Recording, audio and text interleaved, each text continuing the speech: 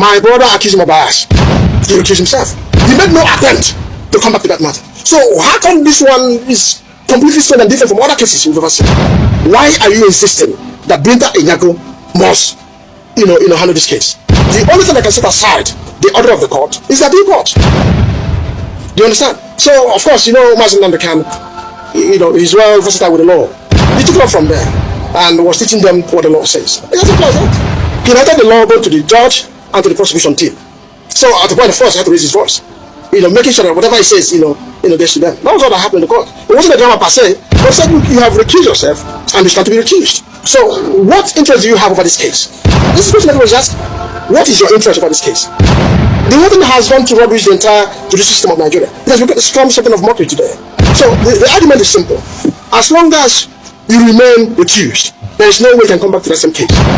So we saw it as a grand conspiracy through the chief judge. All right. So we've received this update this morning about Nnamdi Kanu's brother, revealing some of the secrets of what is really happening in Nnamdi Kanu's case. Now, about 1 week ago, Nnamdi Kanu was in court, and of course, you saw all the drama that happened in court. But the question everybody keep asking is this: why is Binta Inyako, trying to force herself to be the judge over this case, even after Nnamdi Kanu has asked her to recuse herself from the case, to remove herself, that she's biased? Yet, the government and the Binta herself is pushing herself to be the judge. The question is, why? There must really be something behind this. Now, Nnamdi Kanu's brother has come out to review some of the things that seems to be hidden. So honestly, you need to watch this video because there are things I cannot say with my mouth. I will allow you to watch it from the horse's mouth and hear it as he said it. What is such resemblance and such vibe in talking and courageous in speaking. So I will allow you now to listen to him and hear what he said, because I told you guys that something is happening. Something really is happening in this country, and what we are waiting for is who will tell us the truth. But thank God, gradually, the truth is coming out. So please, just sit back, spend a little time, watch this video, and as you're watching, subscribe to this channel, and of course, drop your comment on the comment section, all right? But for now, please, let me allow you to watch this. Welcome to another episode of Political Perspective. My name is Ifani Okale. With me today is the younger brother to the leader of IPOB, Nnamdi Kanu. You're welcome. We would like you to tell us more about yourself. Well, you've said it all. My name is Nnamdi Kanu. Nnamdi Kanu is youngest brother, leader of indigenous people in Biafra. People have been wondering about what happened to your family for some years back now, about how the military and others invaded your house. A few days ago, your family also remembered what happened at birth. I would like you to tell us actually how you feel and how your family feel about the invasion a few years ago. Well, the invasion has remained a very sad memory from 2017 up until death. But if you can recall, 30th of August 2017, there was a meeting between Nnamdi Kanu, leader of indigenous people of Biafra, with the Southeast governors that took place in any state. Soon after he made his demands, he was assured that his demands would be taken to the president up in Abuja. But funny enough, 2 weeks after which, the house was invaded, codenamed Operation Python Dance, that took over 28 lives and subsequently led to the death of my parents. Even where we are, I lost about 5 persons here as well. So, ever since then, things have not been the same. Operation Python Dance affected the entire community. I remember vividly well the little girl that lives opposite my parents' house. Each time she sees police or siren blasting, we see the girl screaming, "Oh, mommy, they're coming again to kill us." So these are the memories we have. Of course, my parents died as a result of Operation Python Dance. And personally myself, I was also affected. I'm still in rough up until tomorrow. I know it's going to take the grace of God for it to leave me, so to speak. But Operation Python Dance is something we'll never forget. It was planned by the security agent of Nigeria. what was more sad was that a lot of our people knew that Operation Python was going to take place in this place. We weren't informed.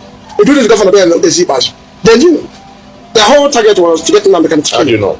Of course, it's in public domain. It's everywhere. It's in public domain. There was a wider conspiracy to destroy my family. Every single person in that family. The instruction was let them go down. But of course, the thought of man is not the thought of God. As God would have it, we were able to escape it.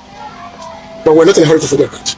So on 14th February was the Remembrance Day of the late parent. Have a lot of people that came to visit while your elder brother is still on detention. So how can you put those things together? Well, 14th of every year has become a ritual for the indigenous people of Biafra, but particularly from our own family. Because that was the very day we lowered our parents. And ever since then, every 14th of every year, February, we honor them. It's painful that my brother is not here. But then what can we do? I'm here, to make sure that the family is fully represented. It wasn't easy, going back to their grave side, to pour libations, trying to remember what I would say should have been in the past. It was a very difficult one.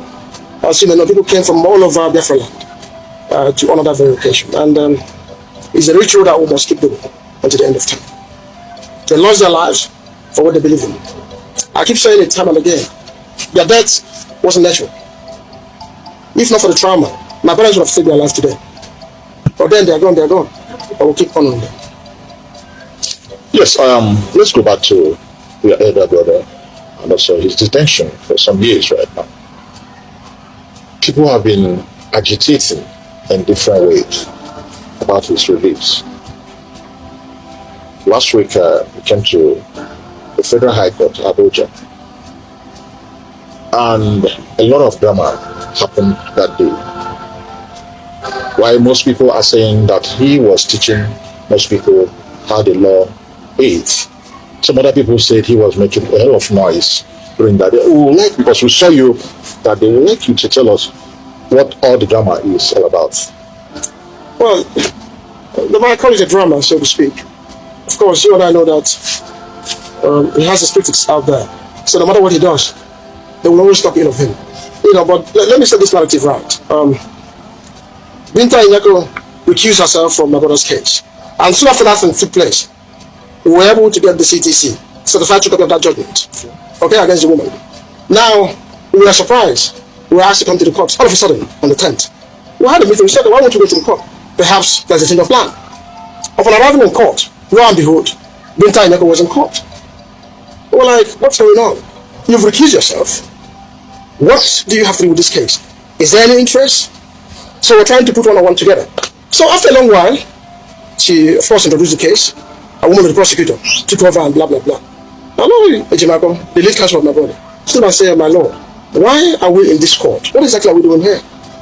Of course, you've recused yourself, so what are you doing? The woman said, no. What happened was the case file was returned to chief judge, and through a moment it was reassigned to her.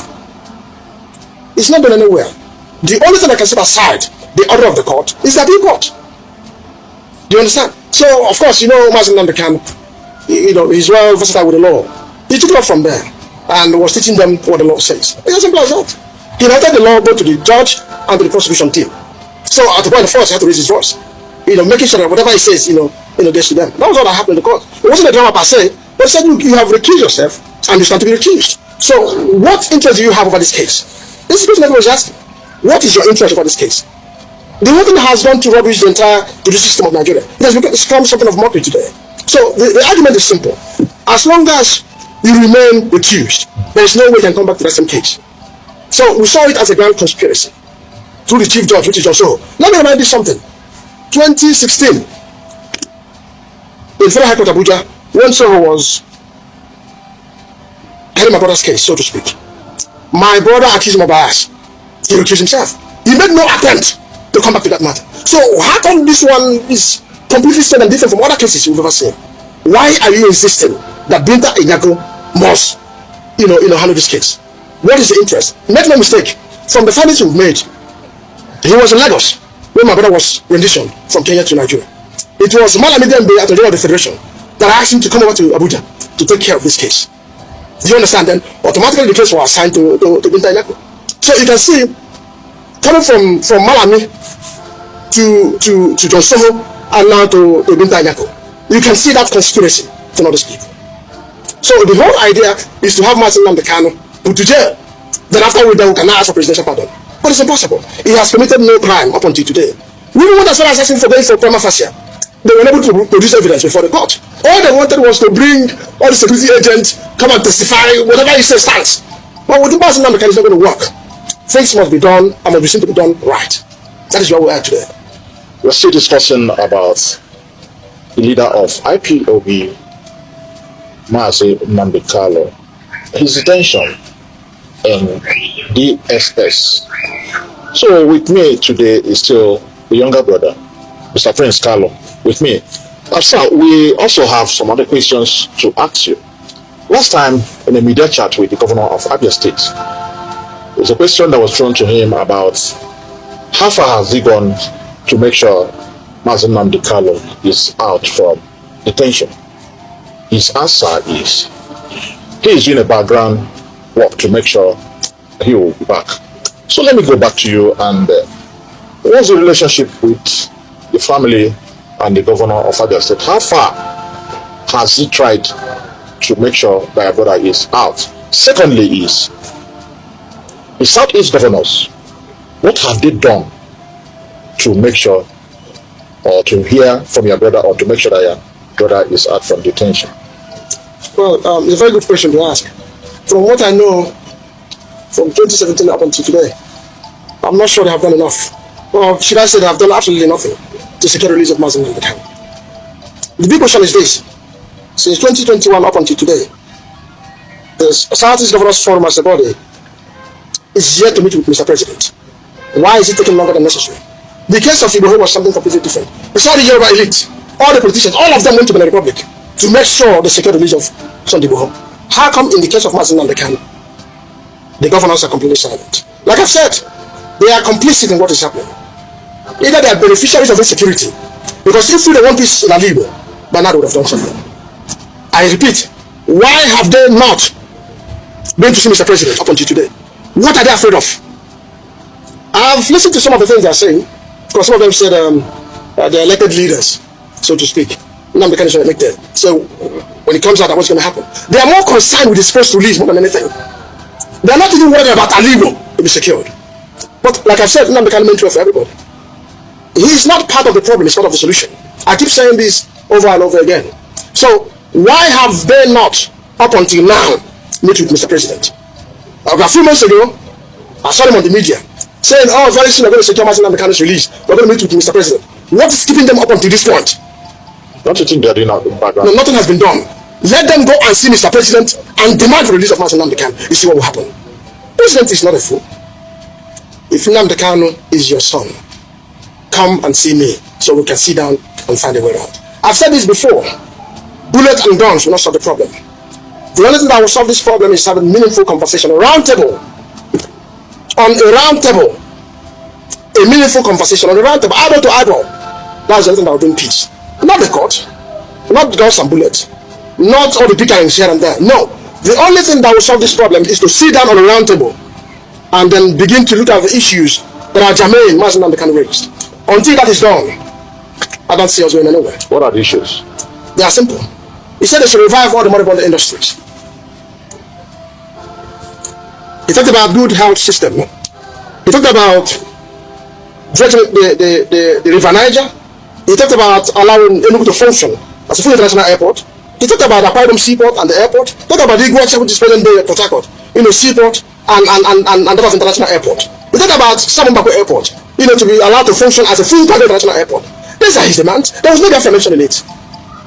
Now let me put this to you. The only functional seaport today, so to speak, is in Lagos. Now I'm an Igbo man. I'm in the southeast of Nigeria. Now perhaps I have a goods to clear in Lagos. I have to pay transport from here to go to Lagos to go and clear the goods.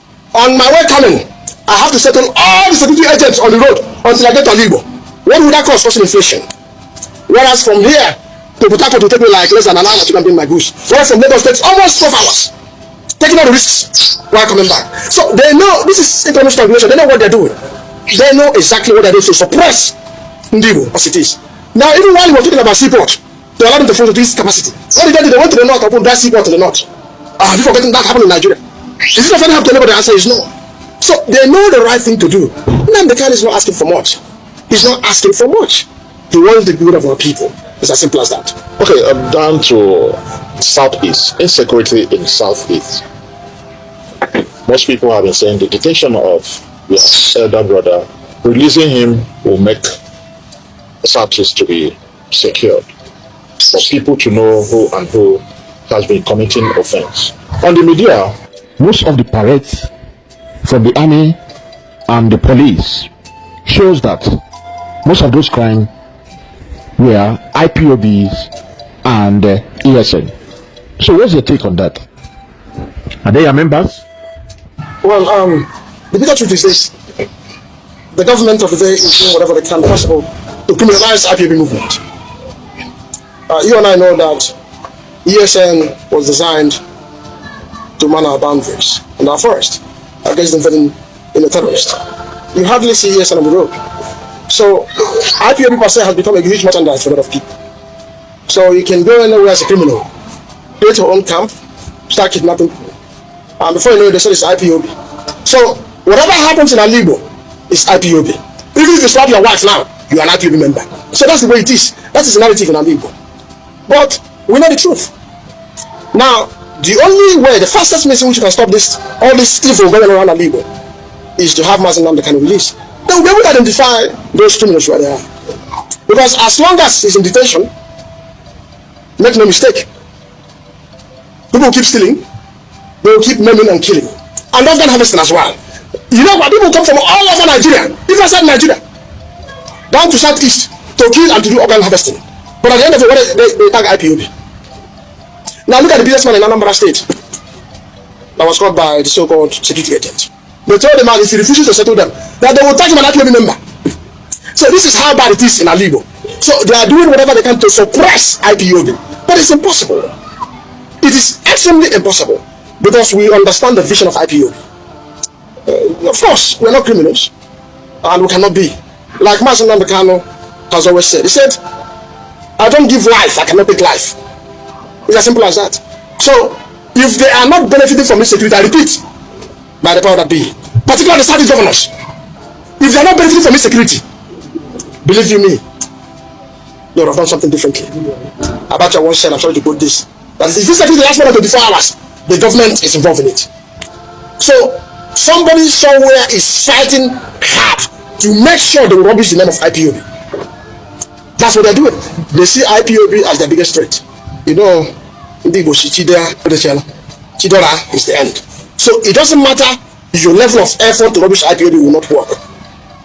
So what is happening today in Alibo, as long as you're a man, as long as you remain a criminal, a kidnapper, all you need to do is to go somewhere in the bush, open your own camp with Biafran flag, and then you become an IPOB member. So whatever happens is IPOB. Even the security agents themselves, they are busy creating fake camps, back in the IPOB camps, just to make sure they keep IPOB down.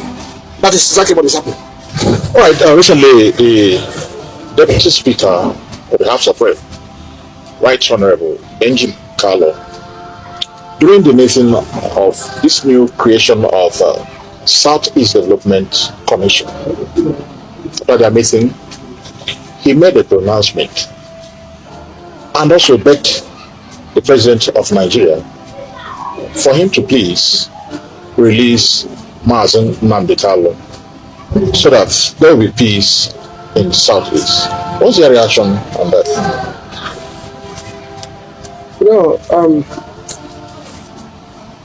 Should I say that different people with different approach, so to speak. In as much as we all have one direction,